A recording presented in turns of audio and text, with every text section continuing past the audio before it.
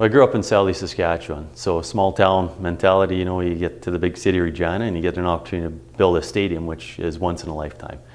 I was involved for about 3 years on the job, and probably the most memorable moment was seeing the team gather when we hit substantial completion. We hit that end date, and the excitement of the entire team, from the city, the PCL, the team, like everybody that was involved for the 3 years, and the real pride behind the building.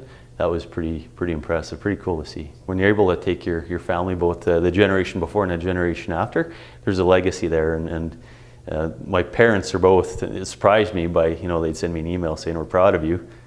You know, I played a lot of sports growing up, and I never really saw that until you get a stadium, and my parents both love the city and the team. So interesting to see you get comments like that. It's different things happen when you build a stadium. So the other funny part of it is my son, we would drive by, and he'd see the 4 cranes in the sky.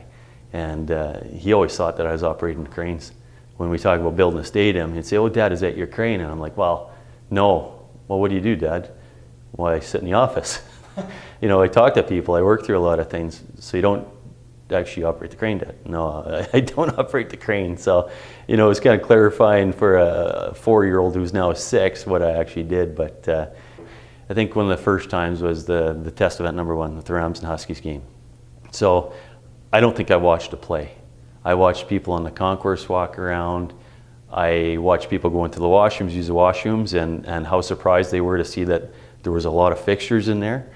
You know, just watching people's excitement to actually be in there, and I'm sure it was a great game. I didn't really catch much of it because I was watching people. And then the Bryan Adams concert, when you started to see that fill up too, like that was an absolutely great time, great concert.